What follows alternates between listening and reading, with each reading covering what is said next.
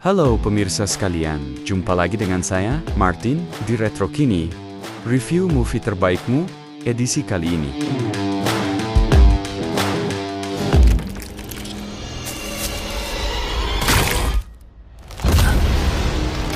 Tiba no kowe sing tak goleki.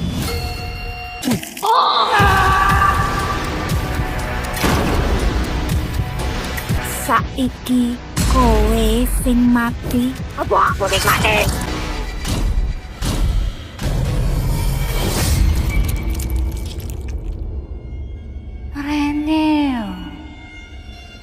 Reneo capaku.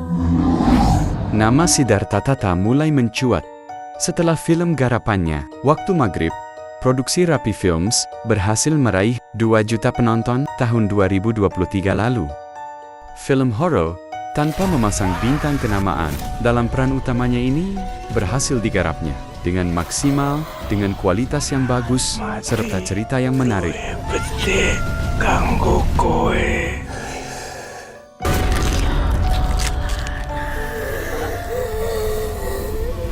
Sayangnya saat dia menggarap Ali Topan, prestasi yang sama tidak berhasil diraihnya.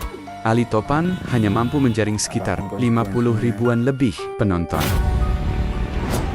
Harus kemana lagi Pan abis ini? Kali ini dia kembali menggarap film bergenre horor dengan unsur fantasi, Malam Pencabut Nyawa. Film ini diadaptasi dari novel Respati, karangan Ragil JP. Banyak perubahan yang dilakukan Siddhartha dari novelnya, baik dari segi cerita maupun para karakternya. Villain utama dalam filmnya justru merupakan karakter baru yang tidak ada dalam novelnya. Nanti kita singgung lagi mengenai ini ya, pemirsa. Sebelumnya, mari kita ikuti alur ceritanya dulu ya. Spoiler alert, bagi pemirsa yang belum pernah menyaksikan filmnya, silakan saksikan dulu filmnya. Bila tidak ingin diberi bocoran cerita atau endingnya dalam review saya ini ya.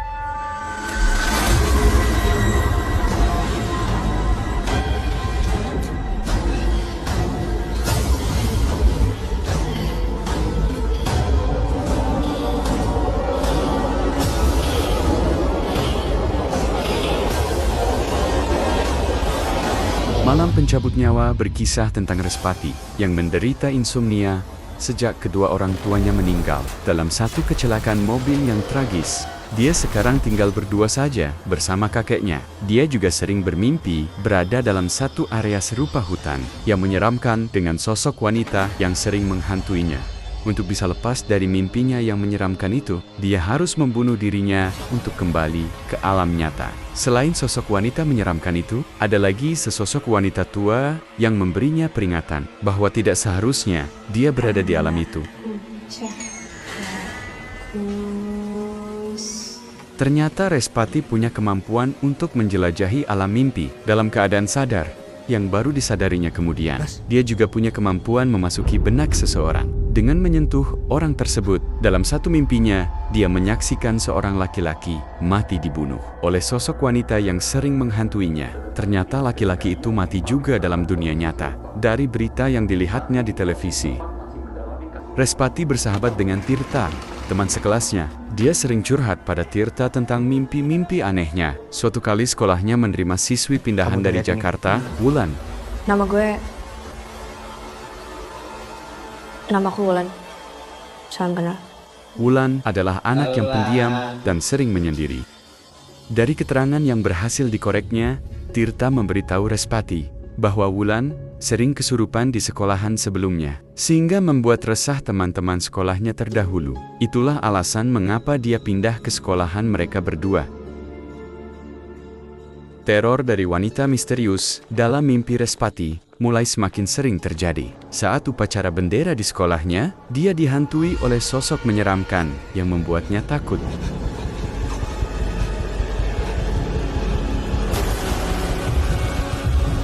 Wulan tiba-tiba menggenggam tangannya dan menguatkannya. Ternyata, Wulan juga bisa melihat sosok menyeramkan yang dilihat Respati, dan dia menguatkannya supaya jangan takut.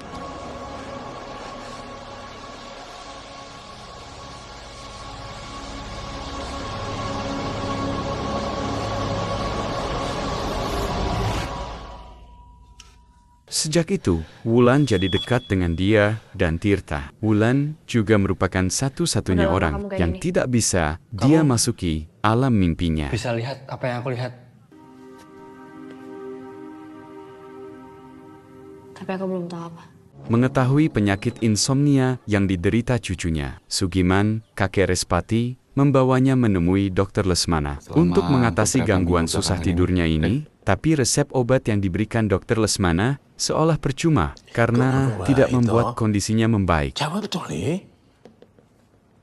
Sugiman Pakai memberikan kalau obat satu dari obat Dr. gosok Lesmana tradisional dari bahan alami, bunga nyai malam, kepada Respati. Bila obat-obat dari rumah sakit tersebut tidak mempan, Respati pun kemudian sering mengoleskan minyak gosok itu pada bawah telinga dekat leher saat menjelang malam. Sugiman juga mempekerjakan Abdul untuk membantu-bantunya mengurusi pekerjaan rumah tangga seperti bersih-bersih, memasak, dan mencuci. Abdul kebetulan berasal dari kampung yang sama dengan Sugiman. Wulan menyimpulkan bahwa apa yang dilihat Respati dalam mimpi itu sebenarnya bukan mimpi, melainkan kejadian nyata di alam lain, di mana wanita misterius yang menerornya itu memangsa korban-korbannya. Apa yang menyebabkannya berbuat itu masih merupakan misteri yang harus segera dikuak sebelum Respati sendiri menjadi korban. Tapi sama aku pakai kalung ini, nggak ada kekuatan jahat yang bisa macam-macam. Kalau itu nggak pengaruh juga terus piye? Ya, mau nggak mau kamu harus paksa aku bangun. Nenek tua misterius yang muncul dalam mimpi Respati itulah kuncinya. Menurut Wulan, sang nenek juga pernah bilang pada Respati bahwa hanya dialah yang bisa mengalahkan wanita misterius yang menyeramkan itu, dan bahwa bunga nyai malam yang terkandung dalam minyak gosok pemberian Eyang Respati itulah kunci untuk bisa mengalahkannya. Dari penelitiannya, Tirta juga menemukan bahwa korban-korban dalam mimpi Respati yang mati di alam nyata itu berasal dari desa yang sama, Desa Bajing Jowo. Wulan menawarkan diri pada Respati untuk menghubungi nenek tua dalam mimpinya untuk mendapatkan petunjuk. Kebetulan, Wulan punya kemampuan untuk itu. Di rumah Respati, Wulan mulai mengerahkan kemampuannya, dan arwah sang nenek berhasil memasuki raganya. Sang nenek menyuruh mereka mencari seseorang bernama Mustika, karena hanya dialah yang tahu cara membunuh Sukma, si wanita misterius dalam mimpi Respati.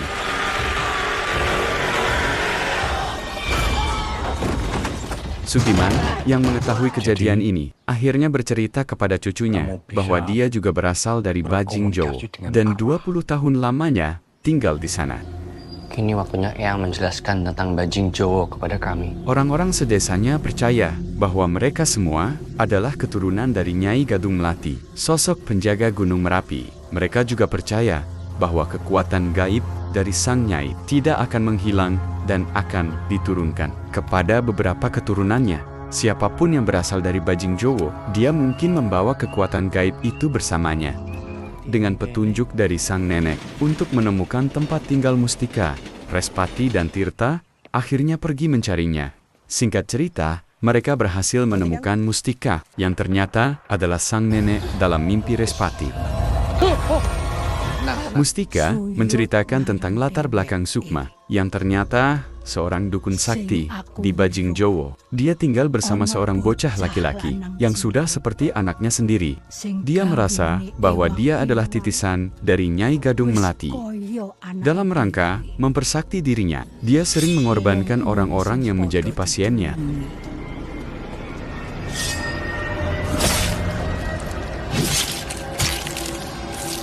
Penduduk desa yang mencurigainya akhirnya melabrak dan memukulinya. Dia juga kemudian dipasung di suatu pondok dan dikucilkan.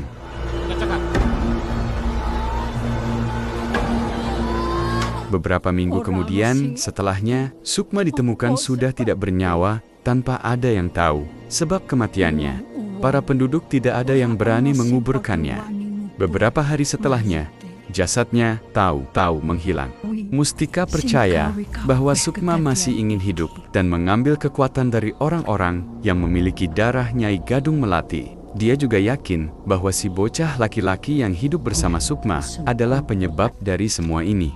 Untuk mengalahkan Sukma, Respati harus memenggal kepalanya di alam mimpi. Yang menjadi pertanyaan mendasar adalah, bagaimana Sukma bisa masuk ke alam mimpi orang-orang, yang kemudian menjadi korbannya itu.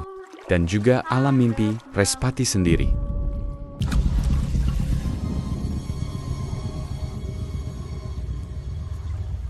Tirta kemudian menemukan semacam boneka voodoo di bawah kasur Respati. Orang yang bisa dengan bebas keluar masuk kamar Respati, selain kakeknya, tentu saja Abdul. Jadi, dengan media itulah Sukma bisa masuk ke alam mimpinya.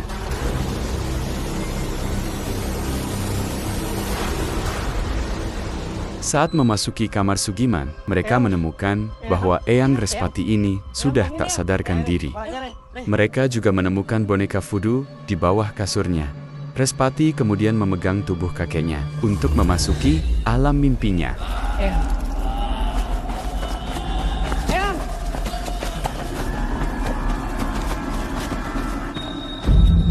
Di sana dia menemukan Sukma sedang menyandra eyangnya. Sukma bilang jika dia ingin Sugiman selamat, Respati harus ikut dengannya. Pengen Asuiki selamat.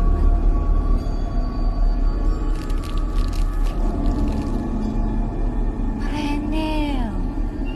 Dengan bersikap seolah-olah mau menuruti Sukma, Respati akhirnya berbalik menyerangnya dan membawa eyangnya pergi.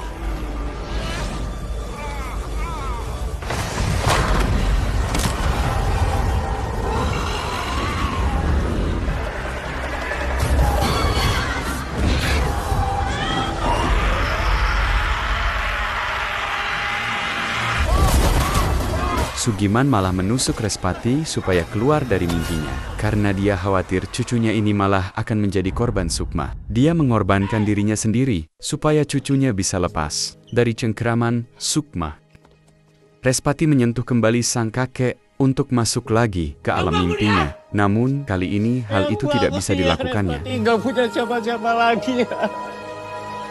Untuk menolong eyangnya, Respati kemudian menggunakan boneka voodoo milik Abdul sebagai media untuk masuk ke alam mimpi Sukma.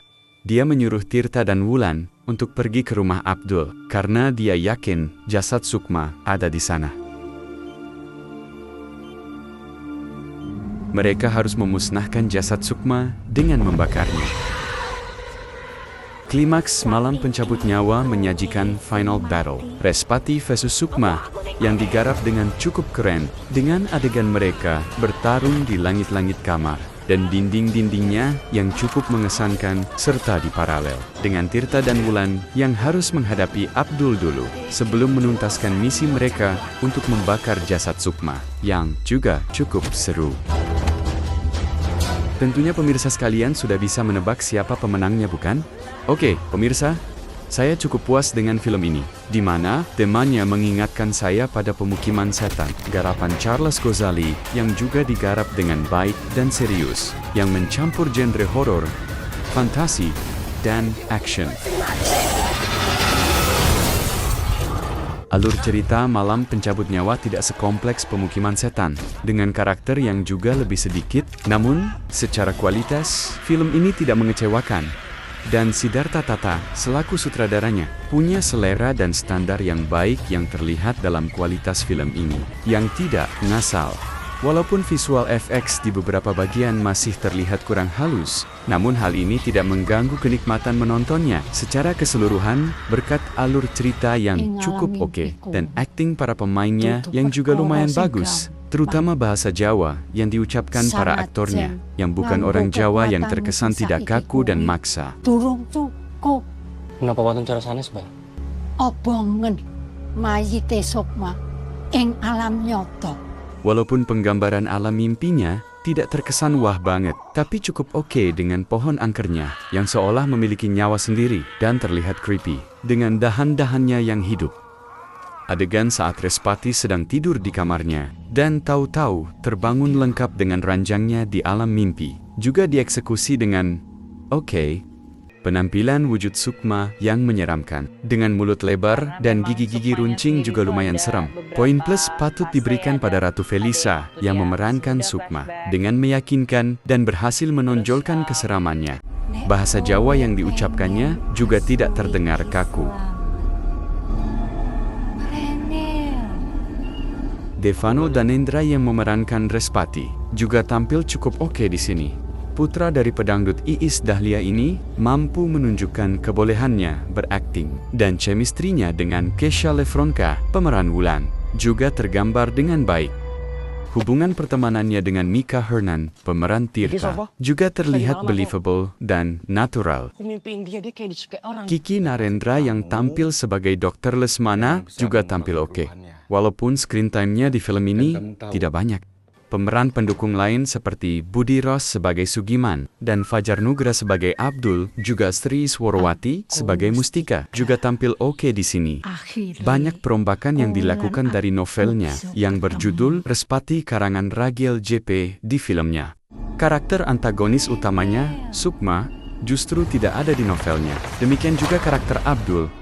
Alur ceritanya juga dirubah, di mana porsi Dr. Lesmana dikurangi. Dalam novelnya, Dr. Lesmana merupakan karakter yang penting dan punya peranan lebih pada Respati. Sedangkan di filmnya, boleh dibilang cuma karakter pendukung biasa saja, tanpa imbas yang signifikan terhadap Respati. Dr. Lesmana juga adalah paman dari Wulan di novelnya. Wulan juga diceritakan bukan murid pindahan dari Jakarta, melainkan dari Solo sehingga bisa berbahasa Jawa juga. Dia juga masih punya ayah, tidak yatim piatu.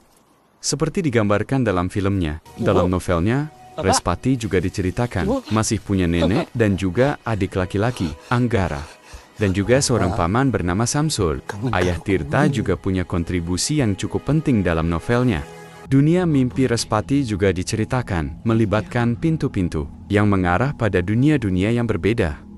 Sedangkan dalam filmnya, cuma satu alam saja yang berhubungan dengan Sukma yang diangkat dalam filmnya. Respati juga digambarkan bisa menciptakan dunia sendiri dalam alam mimpinya di mana dia bisa bertemu dengan pemain bola idolanya serta punya kemampuan menciptakan benda-benda yang ada dalam bayangannya. Cerita dalam novelnya menurut saya pribadi juga lebih menarik dan kompleks daripada filmnya. Mungkin karena keterbatasan budget, sehingga Siddhartha Tata lebih memilih alur cerita yang berbeda. Dalam karyanya kali ini, yang tidak setia pada novelnya, namun menurut saya, filmnya tetap punya kelebihannya sendiri dibandingkan novelnya. Jadi, skor saya untuk Malam Pencabut Nyawa, 7,5/10.